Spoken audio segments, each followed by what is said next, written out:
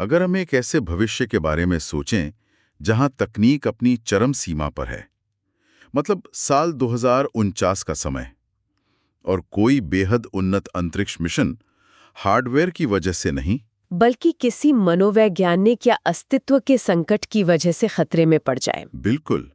आज की इस गहन चर्चा में हमारे सामने जो स्रोत है ना, वे विज्ञान कथा और हमारी जो प्राचीन भारतीय पौराणिक कथाएं हैं, उनका एक बहुत ही अजीब लेकिन अद्भुत संगम पेश करते हैं। हाँ, और इसी संगम को समझने के लिए आज हम 10th नाम के उपन्यास के पहले भाग का विस्तृत विश्लेषण कर रहे हैं, जिसका शीर्षक है सवर्णी मनु और शंखासुर। सही कहा। इस सामग्री का जो मिशन है वो सिर्फ अंतरिक्ष की यात्रा नहीं है। ये मानव चेतना और संचित कर्म को खंगालने की एक कोशिश है। बिल्कुल। इस स्रोत की सबसे बड़ी खूबी यही है कि ये अंतरिक्ष की उस अनंत दूरी का इस्तेमाल इंसान के सबसे अंदरूनी डर को उकेरने के लिए करता है। हाँ, मतलब ये महज कोई स्पेस ओपरा नहीं है। चलिए कहानी के केंद्र से शुरू करते हैं। हमारा मुख्य पात्र है सवर्णी मनु या सवर्णी छाया, जो सिर्फ 20 साल का एक युवा है। और वो साल 2049 में नोआज आर्क शिप नंबर 81 नाम के एक अत्याधुनिक स्पेसशिप में बिल्कुल अकेला है। अब वो सौरमंडल के बाहरी किनारे यानी कुइपर बेल्ट की ओर बढ़ रहा है। लेकिन मुझे जो बात सबसे ज्यादा हैरान कर गई वो ये थी कि इतने हाइपर टेक्नोलॉजिकल माहौल में भी उसका ध्यान एक कागज के पन्ने पर है। हाँ बिल्कुल, एक हाथ से लिखा हुआ पुराना पत्र जो उसके पिता ने उसे तब छोड़ा था जब वो सिर्फ 1 साल का था। मतलब 2049 में कागज और स्याही का इस्तेमाल। ये अपने आप में एक विद्रोह है। जहां सब कुछ डिजिटल है, वहां बिना किसी मशीन के एक इंसान का दूसरे इंसान से जुड़ने का ये एक सीधा प्रयास है। और उस पत्र में जो लिखा है वो तो और भी अजीब है। मतलब 20 साल बाद पिता कुछ कह रहे हैं तो कोई माफी नहीं मांग रहे। पत्र की शुरुआत होती है श्री गणेशाय नमः से। भगवान विष्णु, ब्रह्मा और वो पहली ब्रह्मांडीय ध्वनि जिसे तप कहा गया है। तप? ये पढ़कर ऐसा लगता है जैसे ये कोई वैज्ञानिक मिशन नहीं बल्कि कोई आध्यात्मिक अनुष्ठान हो। और फिर वो चेतावनी। हाँ, वो चेतावनी बहुत अहम है। इस पत्र को किसी भी मशीन या कंप्यूटर को मत दिखाना। समझ रहे हैं ना? ये चेतावनी क्यों दी गई होगी? क्योंकि प्राचीन ग्रंथों में जो ज्ञान है, विशेषकर जो ध्वनि का रहस्य है, वो विशुद्ध रूप से इंसानी चेतना के लिए है। अगर उसे मशीनी तर्क के हवाले कर दिया जाए तो वो उसे बस डेटा मान लेगा, कोई अनुभूति नहीं। एकदम सही। पिता सवर्णी को ये समझाना चाहते हैं कि असली ज्ञान इन मशीनों की समझ से परे है। लेकिन सवर्णी को इस ज्ञान को आजमाने का मौका जिस तरह मिलता है वो रोंगटे खड़े कर देने वाला है। वो स्पेस रूटीन इंक कंपनी के लिए काम करता है जिसके सीईओ बैंकर उसके आदर्श हैं। और इसी बैंकर ने उसे इस मिशन पर भेजा था। लेकिन वो ट्रेनिंग वाला हिस्सा याद है? अरे हाँ, सवर्णी को प्रशांत महासागर के एक बिल्कुल अलग थलग द्वीप पर एकदम अकेला रखा गया था। वहां कोई तकनीकी चीज नहीं, बस उसे इतिहास और महाकाव्य पढ़ने को दिए गए। रामायण और महाभारत जैसे महाकाव्य, ये किसी स्पेस मिशन की तैयारी कम और किसी मनोवैज्ञानिक भट्ठी की तैयारी ज्यादा लगती है। बिल्कुल। और दिलचस्प बात यह है कि महाभारत पढ़कर सवर्णी को लगता है कि ये कहानी अधूरी है। ये अधूरापन दरअसल उसके खुद के जीवन का अधूरापन है। एक पिता के बिना बड़ा होना। बैंकर उसे बाहरी अंतरिक्ष में भेजने से पहले उसके अंदर के अंतरिक्ष को खंगालने पर मजबूर कर रहा था। और फिर अचानक कहानी में वो मोड़ आता है। स्पेसशिप का एआई माया एक अनधिकृत संचार जोड़ता है और स्क्रीन पर बैंकर सामने आ जाता है। और वो खुलासा करता है कि वो सवर्णी के पिता का बचपन का दोस्त है। हाँ, और सवर्णी के पिता को दुनिया एक भगोड़ा मानती है, जिसके कारण सवर्णी की माँ को हिरासत में ले लिया गया है। मतलब ये कितना बड़ा झटका होगा उस लड़के के लिए। बहुत बड़ा। और फिर बैंकर उसे एक पत्थर जैसा उपकरण देता है और कहता है कि इसे मॉनिटर में लगा दो, जिससे इंजन पूरी तरह बंद हो जाएगा और सवर्णी को 2 साल के लिए हाइपर स्लीप पॉड में जाना होगा। और वो शिप बिना किसी पावर के सिर्फ गुरुत्वाकर्षण के सहारे धरती की कक्षा की तरफ बहेगा। ठीक है, अब इसके हर पहलू को खोलकर समझते हैं। ये तो ऐसा है जैसे आप भविष्य की किसी अति आधुनिक बुलेट ट्रेन में बैठे हों और इंजन बंद करके उसे हवा के झोंकों के सहारे छोड़ दें। हाँ, सुनने में ये आत्मघाती लगता है। लेकिन यहाँ जो बात सबसे ज्यादा रोमांचित करती है वो ये है कि इसका उद्देश्य सवर्णी को सिर्फ दुनिया की राजनीति से गायब करना नहीं है। तो फिर असली मकसद क्या है? बैंकर सवर्णी को एक ऐसे गहरे मनोवैज्ञानिक और ब्रह्मांडीय परीक्षण में धकेल रहा है जहां उसे अपनी ही चेतना का सामना करना होगा। अच्छा, और वो उस पॉड में लेट जाता है जिस पर उसके दोस्त जमाल ने एक शब्द घेरा था, होप, यानी उम्मीद। लेकिन आंखें बंद होते ही वो सोता नहीं है। स्रोत सामग्री के अनुसार वो एक अंतहीन अंधेरे कुएं में गिरने लगता है जिसे माया का कुआं कहा गया है। जहां का नियम बहुत ही अजीब है, जो आप सोचते हैं वही सच बन जाता है। मतलब भौतिक विज्ञान के हिसाब से ये नामुमकिन है। लेकिन मनोवैज्ञानिक स्तर पर अगर हम इसे व्यापक संदर्भ से जोड़ें तो यही हमारी वास्तविकता है। कैसे? माया का कुआं इंसान के अवचेतन मन का रूपक है। जब सवर्णी नीचे गिरने और मौत के बारे में सोचता है तो वो डर सच में उस कुएं को और अंधेरा कर देता है।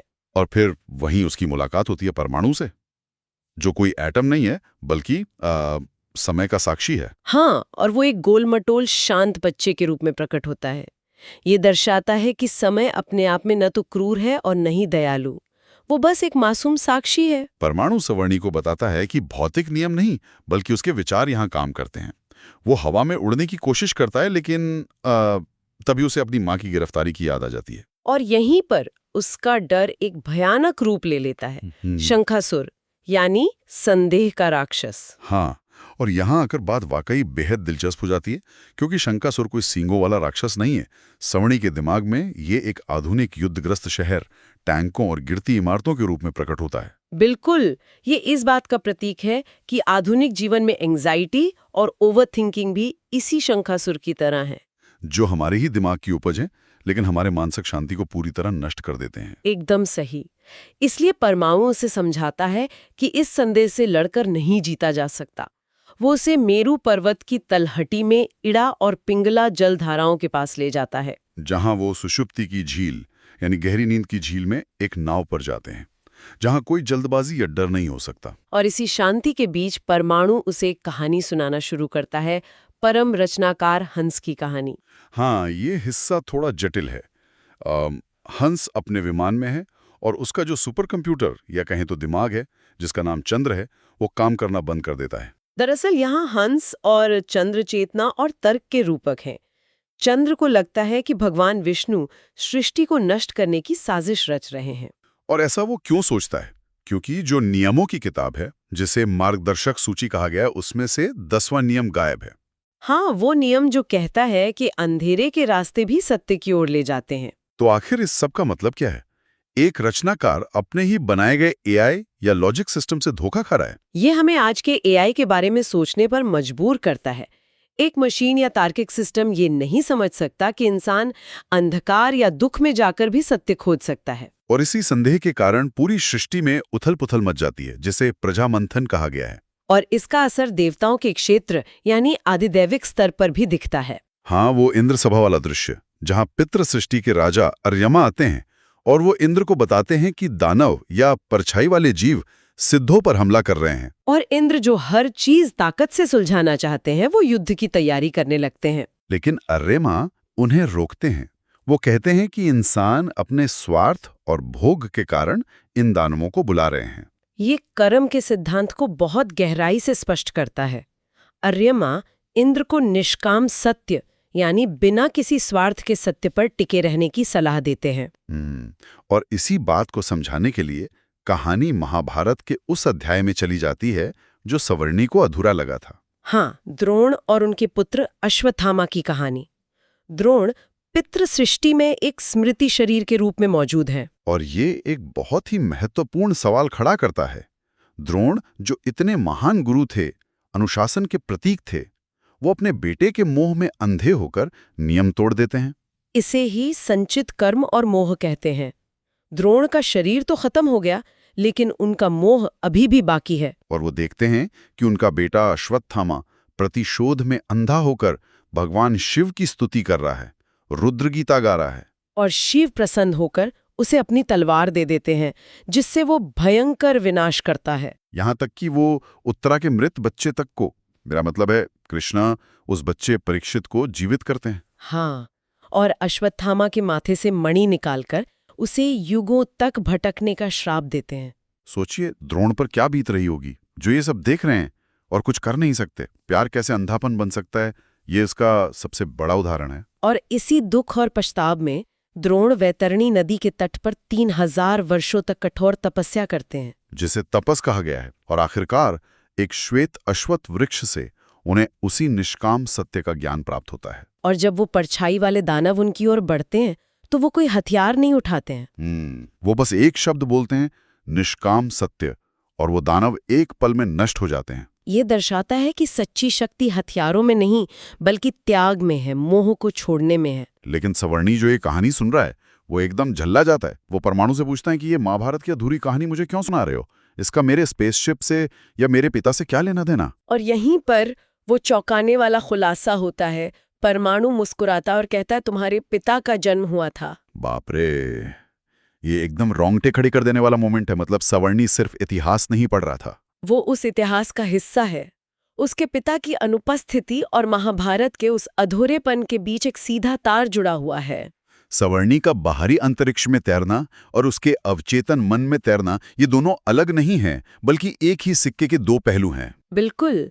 उसे भविष्य का सामना करने के लिए अपने अतीत को, अपने संचित कर्म को समझना ही होगा। और तभी अचानक आसमान में एक विशाल सफेद चंद्र चक्र प्रकट होता है और झील का पानी एक बहुत बड़ी लहर का रूप ले लेता है। लेकिन ये लहर कोई विनाश नहीं है, ये एक नए अध्याय की शुरुआत है जो नाव पर गिरती है और सवर्णी को एक नई गहराई में ले जाती है।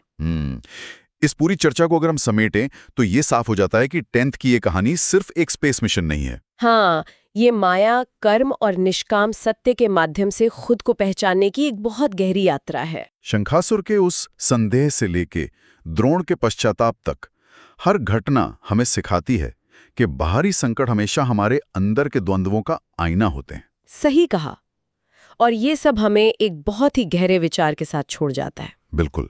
अगर समय वाकई एक चक्कर है और हमारे सबसे गहरे डर एक भौतिक आकार ले सकते हैं, तो ये सोचने वाली बात है कि क्या हम सभी अपने अपनी जीवन के स्पेसशिप में बैठे अपनी ही माया के कुएं में गोते नहीं लगा रहे हैं? हम सबको सोचना चाहिए कि हमारा अपना शंखासुर क्या है। हाँ, और क्या हम उस संदेह और डर का सामना करने के लिए अपने भीतर के उस निष्काम सत्य को खोजने के लिए तैयार हैं? ये एक ऐसा सवाल है जिसका जवाब किसी मशीन के पास नहीं है। आज के इस विस्तृत विश्लेषण में बस इतना ही।